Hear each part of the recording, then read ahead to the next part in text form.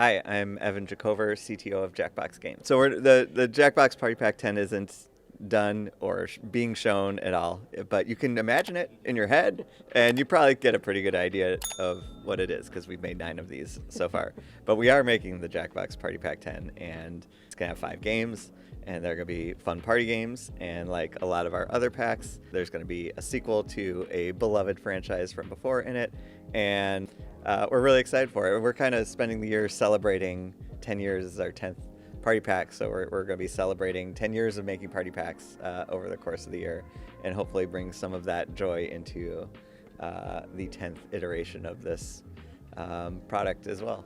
So the big thing I think in this game is that you're bringing back Tee K.O. Can you talk about the decision that went behind that? Sure. Yes. We, depending when this comes out, probably just recently announced that Tee K.O. 2 will be in Party Pack 10. It is the sequel this year.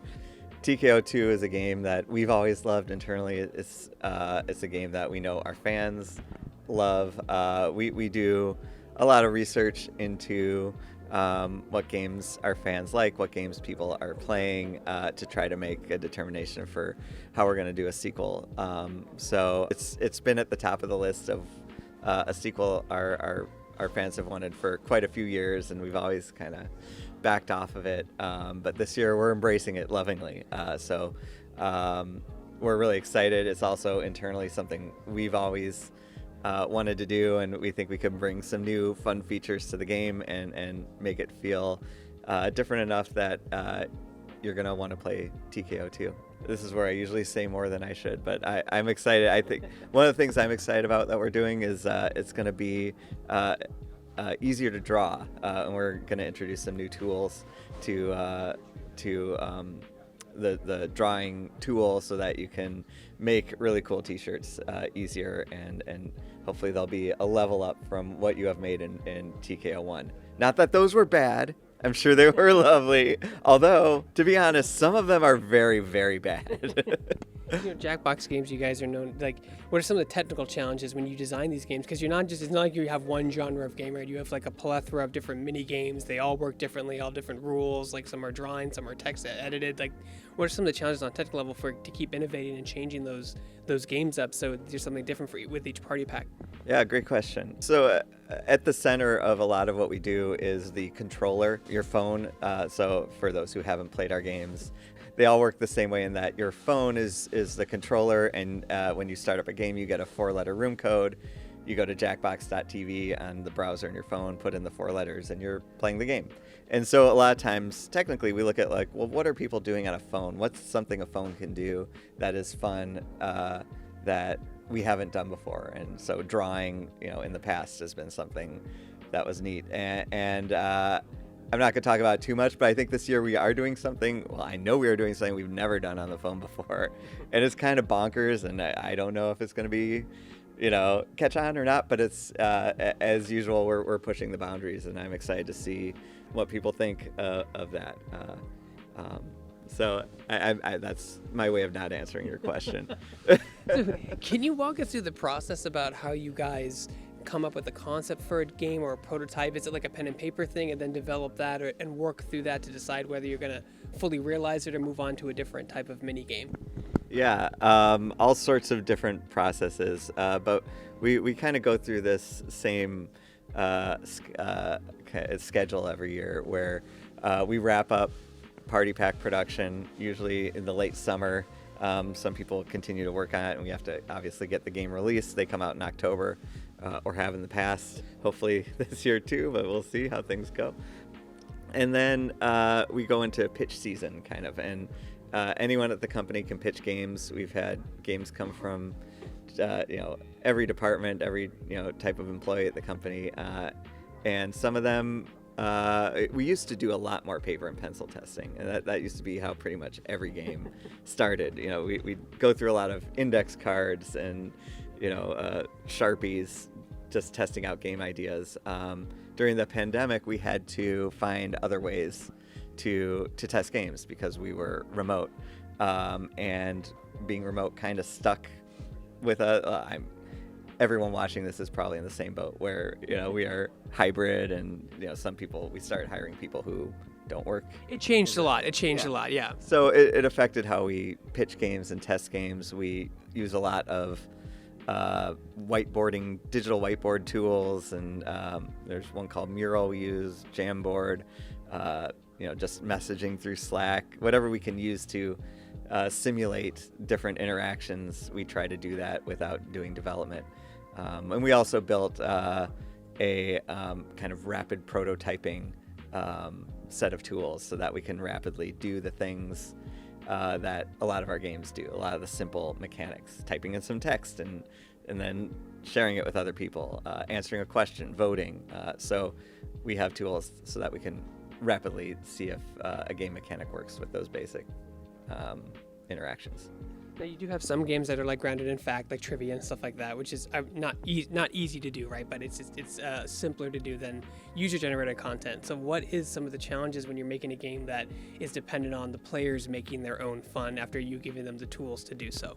Yeah, lately the biggest challenge has probably been safety, and we've been investing a lot in that since I think Party Pack 8. We started in 9. We introduced automatic text filtering and some moderation tools, and a lot of that is because we want people to be able to play on Twitch with their communities, and we want to without fear of bad actors just ruining everything for everyone.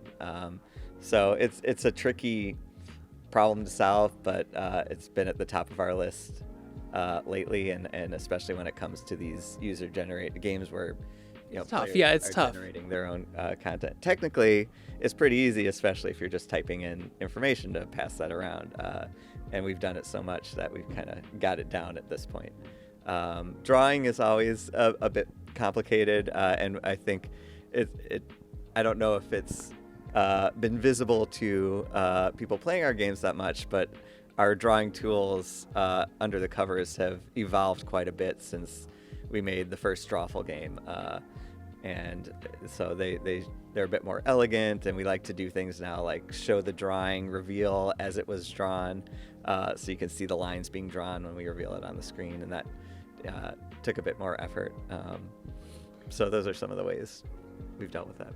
No, I know that generally the phone's just kind of a conduit into your server and the people who use it, but like, do advancements in hardware technology on the mobile side, do they open up for you anything creatively? Do they cause a hindrance in development if there's too many phones being released at the same time? First of all, while most people play using their phone, we try to support anything with a browser. So you could be on a laptop, or back in the day, like the Nintendo DS browser. I remember that takes me way back. Yeah, I think we tried. I doubt we still support that. I don't think we do, but we did for a while. But there are differences between the phones, and so we're kind of in this lowest common denominator world where we want to make sure people can play, but sometimes you get a bit more of an experience if you're on a more modern phone. Or even a different platform. Like Apple iOS lets us do fewer things than Android sometimes, like vibrate the phone. So sometimes vibration only works on Android phones. But as as more features become available, we try to take advantage of those where we can. You guys have so many like party packs and mini games out already. Is there ever overlap where you're like, oh wait, we did that in 2, or wait, we did that in 3? Like, because you guys are doing so many things at once, I would imagine. Yeah, we try not to, just rebrand a game we've already made and call it something else. I think every time we go through this pitch process, we think of all different criteria, and one of them is this a game? Like, does it differentiate itself from other games we've made? There's kind of a common like, well, it's Quiplash, but whatever type of approach to games, and sometimes that works, sometimes it's different enough that you don't notice, and sometimes it's like, this is too close to Quiplash, or this is just a Quiplash question, as an example. So we do try not to do that. We also look at what are the other games in the pack. Does this one feel like it's stepping on the toes of another game? We wouldn't release a pack with 4 drawing games. Like, that feels like it's not giving you the breadth that you'd expect from a party pack. We want to make sure games have a purpose for being using our form of interaction, like phone as a controller. A lot of times we ask ourselves, would this be better as a tabletop game? And if it would, we don't want to make it. Like, we don't want to make it as a party pack game. It should be a tabletop game. It should be a card game. So we try to make sure the games we make have a reason for being in the party pack genre. Games are grounded in humor, and humor can be incredibly subjective. You know, you have people laughing at pun jokes, people that like really inappropriate stuff, people that borderline really inappropriate raunchy stuff. But like, what are some of the challenges when making your games just humorous from a visual standpoint or from a voice standpoint? You know? Yeah. Well, I will speak for a lot of the very talented people at our company who do a lot of that work. But I think a lot of the times our games are most successful is when we let the people, we kind of tee up the players to be funny. And because you know best what is funny to your friend group. A lot of times that sort of humor, like you mentioned, resonates more when it is attuned to the mood and the people you're playing with and inside jokes. And those are, I feel like, a lot of the real, like, guffaw moments. And I think that's an approach we have to some of our games, but then you have games like Trivia Murder Party, where I think the humor is very much in the creative and narrative and writing and performance in the game. And some of our games try to deliver humor that way, and I think we happen to have a staff of very talented people who do deliver in all the different ways humor can be delivered. I love inside jokes. I hope to be a part of one someday. I have the same wish for you. So when does Jackbox Games, the Party Pack 10, release? Do you guys have a release date? We don't have a release date, and we notoriously are slow to announce release dates, not because we're trying to be secretive. It's just we like slice it down to right down to the narrowest point of time we where we can, and we really don't know the release date. We announce the release date the day we know what it's going to be. Generally October, but there's just so many different variables that go into when we can release a game, like with all the first party storefronts and marketing certs, schedule.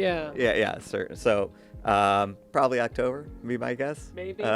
If you look, Definitely. Would you say this year to be safe? I would say this year. I think if you go back and like make a chart, like get in Excel and really get down and dirty, make a chart of all of our release dates over the past 10 years, you could probably predict our release date better than anything I would say. Well, there's your next mini game. Predict our next release date. That's fun and funny. Like, you imagine the inside jokes. 30-25 for Party Pack 11. Oh my God, that reminds me of when we were hanging out before. I don't know how inside jokes work, really. Awesome. And then where can people go to find more information about Jackbox Games and your party packs? You could go to jackboxgames.com on your favorite phone browser or any browser. Use your Nintendo DS. I don't care.